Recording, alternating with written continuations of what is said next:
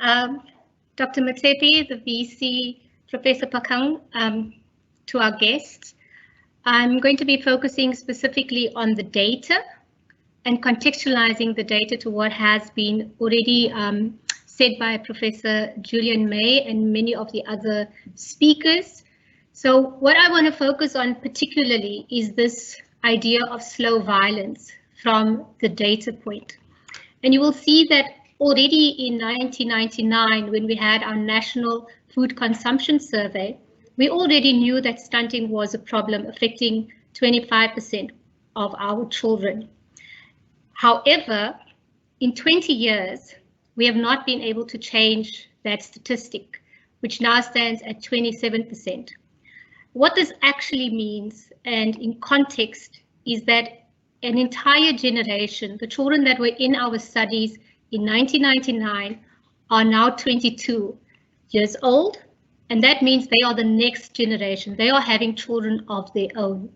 So this slow violence, as Professor Julian May said, has been described in climate change as invisible.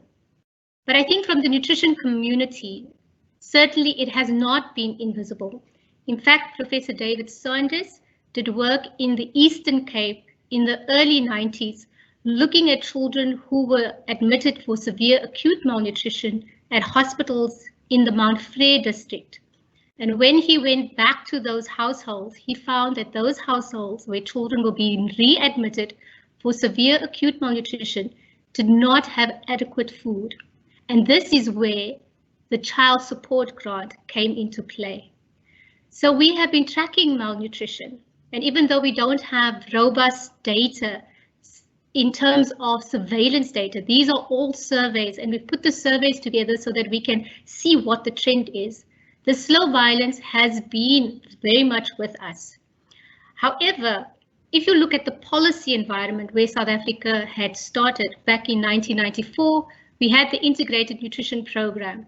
And when you look at the policies, all the interventions that we need, all the interventions that the World Health Organization, UNICEF, the Global Alliance for Improved Nutrition puts forward, South Africa already had that in their policies in 1994. When we had the SANHANES, which is the South African National Health and Nutrition Survey, we had data that already indicated that we were not progressing, that we were not making enough strides, that we needed to accelerate. And what is sad is that we already knew what was the stumbling blocks. One of that is political leadership. And we've seen that in 2014, the Integrated Food and Nutrition Policy puts forward a council that will bring together accelerated action by government, by civil society, by academics. And we are looking forward to having that council in place if we are to accelerate. So what does this mean for households? It means that we have known for a very long time that the majority of households cannot purchase and cannot afford their food, because the majority of our people in South Africa actually buy their food. And we saw Dr. Tracy Naledi talked about the regulation of the industry. But beyond the industry, we also need to look at, can people access food? That means, can we support people growing their food? Can we support subsidized food? There needs to be macro policy engagement, because food at the moment is unaffordable in South Africa. Healthy food is even more unaffordable. So we have very high levels of food insecurity, and we've known this, and we know that it is increasing. We have seen that we've had high unemployment, and therefore, as the global prediction goes, we are going to have increase in malnutrition. We're going to have increase in severe acute malnutrition, and we need to be prepared for it because we are in a recession at the moment. We have very high levels of dependency on social grants. The social grants are not enough. The social grants can be equated to a plaster on cancer. And so if we are going to make changes, as we say, and put children first, then we need to look at our social grants and how children can access food. We do need to have cost control of food, because year on year, according to Stats SA, we've seen 3% increase on the food basket, but the Pietermaritzburg Justice Coalition puts that year on year increase almost at 14%. And then, as many people have spoken, we have high energy intakes, low, cheap, high fat, high sugar foods, but very low micronutrient. And these are costing children in terms of their health, their lives right now, and into the future. So we cannot improve nutrition unless we do the following. We need to prioritize maternal nutrition, because short, fat mothers do give birth to low birth weight babies and babies who are high in fat themselves. So it is intergenerational, and until we can put the plug on malnutrition in mothers, we will not be able to protect our children. Children's food environments need to be protected, and this starts from early infant feeding. Dr. Tracy Naledi talked about the foods that children eat from the complementary feeding stage, but I want to say one of the biggest changes we can make is to protect the breastfeeding environment.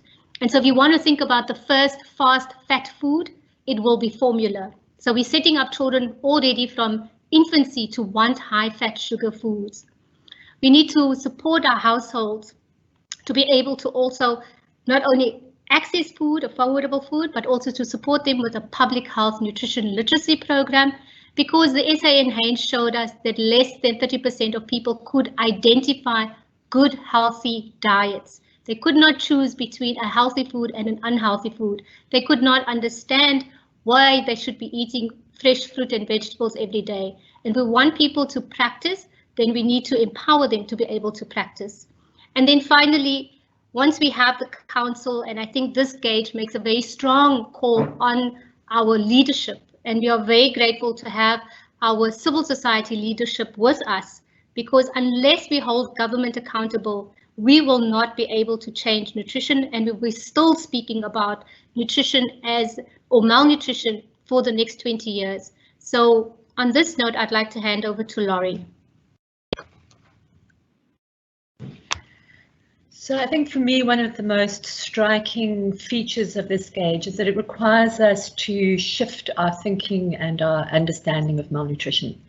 One of the core or the first key message coming through is a call to understand child malnutrition in context.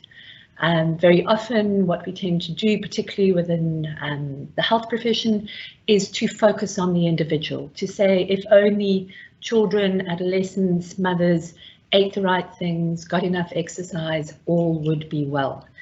But we've known for a very long time that the roots of child undernutrition and child overnutrition are rooted in a much broader context.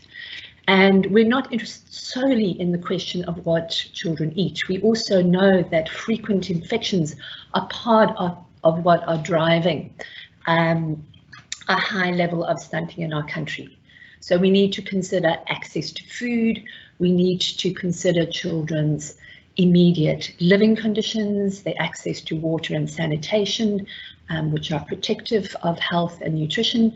And we also need to consider children's care environment and how to support or create a supportive and enabling environment for caregivers and families. So we're really being pushed to think about the key underlying drivers of child malnutrition and to think about the context in which children live. So we know that nearly 60% of South Africa's children lived in poor households in 2018. This is pre-COVID-19. We know that 30% had no water on site. 9% had no access to electricity, and 20% of children were travelling more than 30 minutes to access healthcare services.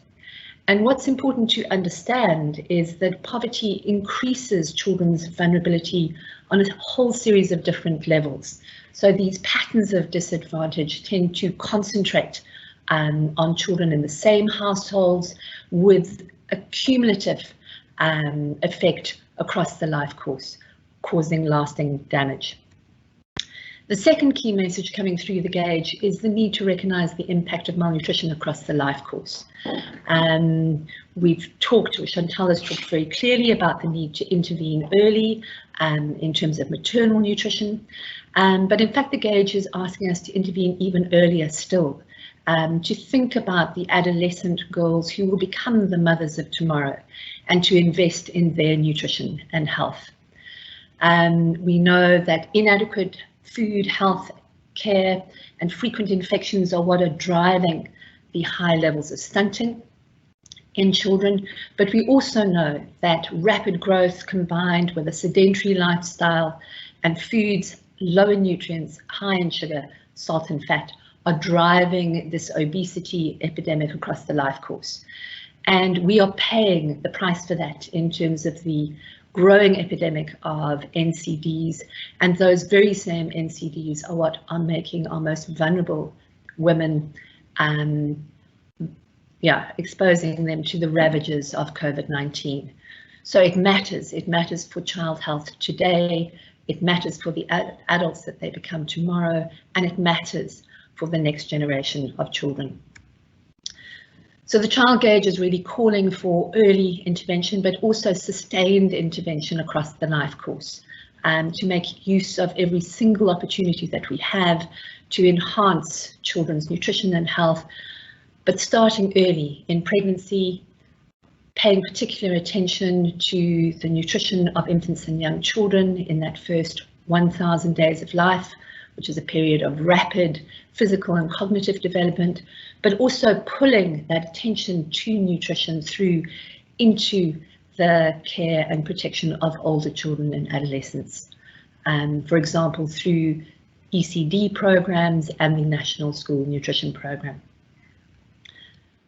And Julian has already alerted us to the need to adopt double duty actions. This means that when we put interventions in place to address stunting or child poverty, we need to be taking care that we don't at the same time increase children's risk of becoming overweight and obese. And the World Health Organization has identified 5 key actions that are central to a double duty approach. These include the need to invest in maternal nutrition and antenatal care, actions to optimize early nutrition in the first 1,000 days period, a particular focus on supporting and promoting exclusive breastfeeding, and that needs to extend beyond healthcare facilities into the community, into the workplace, in order to support mothers to continue breastfeeding for that full first 6 months of life and then beyond. And we need to critically interrogate our school food policies and programs and to ask questions about the quality of food we are providing. And last but not least, we need to introduce regulations that clearly protect children from the marketing of harmful foods and beverages. So in a sense, what we're doing with this issue of the gauge is we're calling on government, civil society and the private sector to put children at the heart of the food system. We know that all children need a balanced diet that is diverse, that is nutrient rich, and we need to ask ourselves, are these foods available, affordable, desirable and sustainable, particularly in a situation such as COVID-19 or any other humanitarian crisis. And then we need to harness the efforts of the healthcare service, schools and ECD programs. We need to interrogate the kinds of foods that are available in shops and restaurants. We need to really engage and intervene to limit some of the harm that is being caused by the agri-food industry. We need to not only strengthen our social protection system, but find ways to simultaneously increase employment and ensure that women's care responsibilities are factored into that equation. And we need to put children at the very heart of our COVID-19 response and recovery plan. It's been incredibly clear over the last year that children have not been seen, have not been heard, have not been the primary consideration. And when we talk about slow violence, we're also talking about the play of power, the way in which children are excluded, are rendered invisible, are rendered silent. And I think one of the things we're calling for today is for government to stop and to listen to the needs of our children.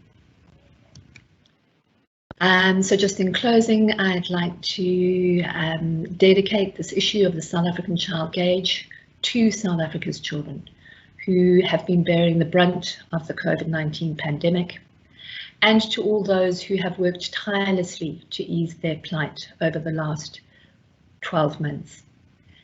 And finally, to the late Professor David Sanders, who was a fearless and outspoken champion of children and child nutrition. A luta continua.